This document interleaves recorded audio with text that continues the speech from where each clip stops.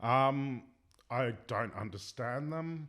I'm not sure why anyone thinks they have a right to tell other people who they can love and who they can't love when they're actually not hurting anyone.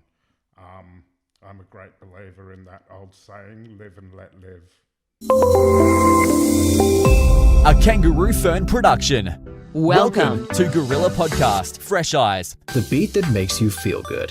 a weekly podcast that features interviews with social change leaders or individuals that aims to bring audiences good stories to motivate their own social impact efforts. Now, here's your host.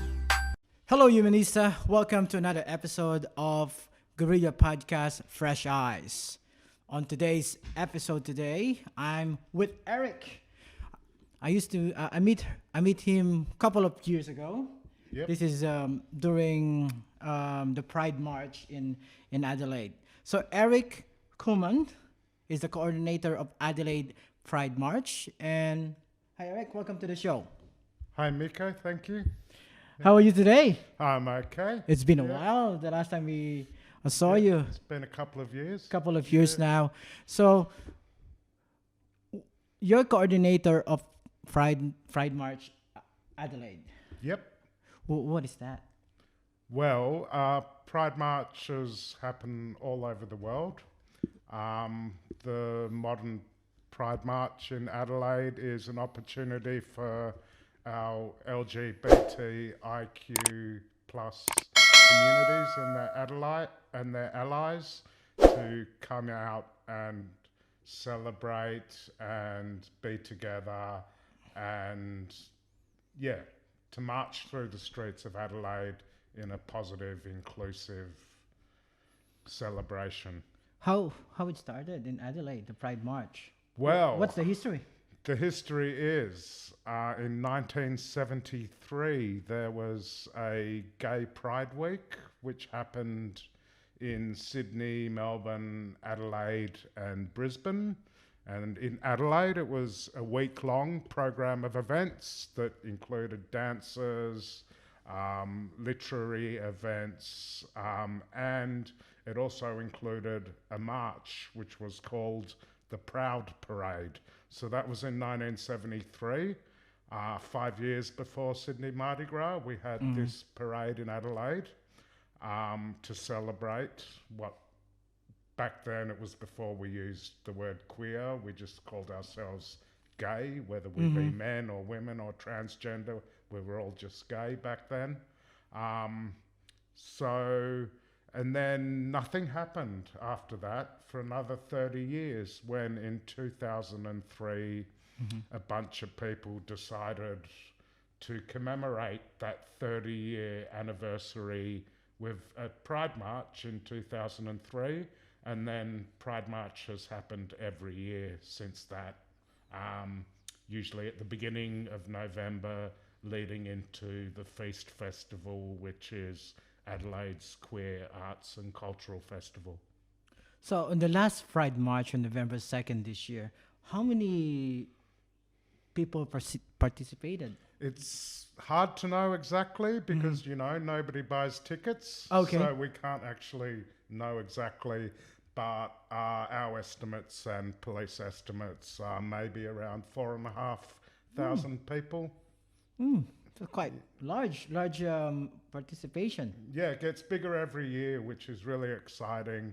More and more groups registering to participate, more and more young people in particular participating. It's good that it's still growing, and obviously it's very important to the community. So you're saying it's still growing, especially young people. Yep. Is that means that the society is already accepting Well, the community? I think things are getting better. I wouldn't say things are perfect. I mean, we still have much higher rates of suicide amongst queer people, particularly young queer people. We still have a lot of discrimination in Australia, particularly even now with the federal government trying to bring in their religious freedom laws, which will basically make it legal for churches to discriminate against queer people in all sorts of ways. So, yeah, it's not perfect. There's still a lot to fight for. So what's the community doing now because of that? Well, there was a fairly significant element of this year's Pride March, which was a direct protest against those religious laws. There are organisations, for instance, in Adelaide, there's the Rainbow Alliance, which is a network of queer people who are lobbying against these horrible new laws and raising awareness. And there are ongoing protests happening. So the equality marriage is almost 2 years now. So it was approved on December 9, 2017. So it's been 2 years, almost 2 years now. 2 years, Yeah. So what is happening after that? Is there? Well, people are getting married. That's good. Is there anything? Is that the end of the struggle? Well, no, like I pointed out, with Yeah. these new laws to give religious organisations the right to discriminate against us, that shows that just because we have marriage equality doesn't mean the struggle's over. There are still organisations, particularly, for instance, the Catholic Church, the Anglican Church. I think recently the Anglican Archbishop of Sydney came out and said he didn't want that queer people should just leave his church and were not welcome in the Anglican Church. This shows that just because we have marriage equality, the struggle isn't over, and perhaps the struggle never will be over, because how do you end prejudice and hate? So what other on your group? What activities or project that you are doing to tackle these issues? Well, it's not so much Pride Adelaide that's taking the lead here, because we really are all about that march. Okay. But we do work together with other organisations and help publicise their events. Like I mentioned, the South Australian Rainbow Alliance have really taken the lead on fighting these new laws that are about to come in. So what do you say about people who still not understanding the community itself? What do you tell to them? I don't understand them. I'm not sure why anyone thinks they have a right to tell other people who they can love and who they can't love when they're actually not hurting anyone. I'm a great believer in that old saying, live and let live. On the young people right now, so you said some of them are still inside the closet, doesn't want to go out because of this discrimination from work, from society. What is your advice to them to be? Reach out. You're not alone. There are thousands and thousands of people who have gone through what you're going through now, and it's not the end of the world. You will get through it. And coming out, being honest with yourself, being honest with the people around you, your family, your friends. It's a very empowering thing to do, to feel free to be yourself. And for a lot of young people, that seems daunting and impossible. But actually, once you get through it,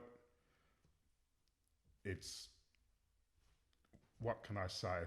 It's just something we go through, we need to go through. And all I would say is never be ashamed of who you are.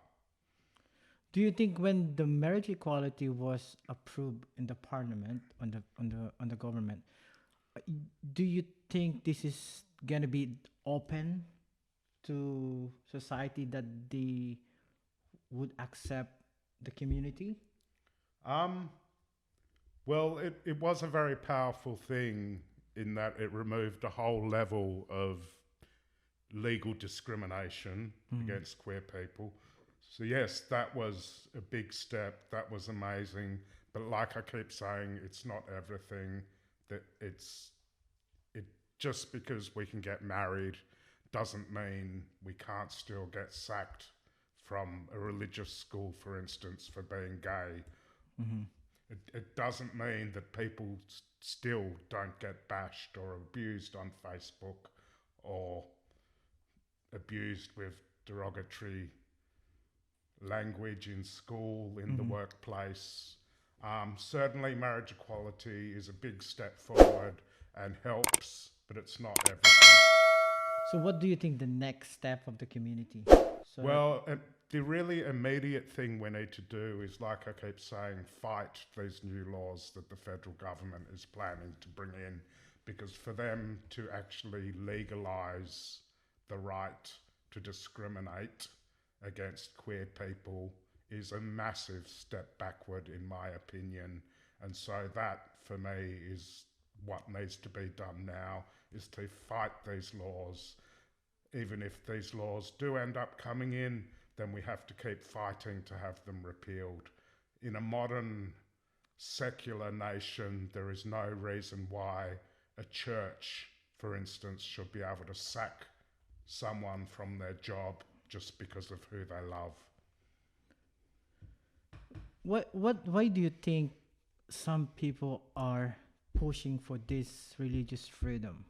Because they're horrible people, basically. What more can I say? Anyone that thinks it's okay to abuse someone, to be derogatory to someone just because of who they love, I think it's not even just ignorance, because some of these people pushing for these laws are not exactly stupid people.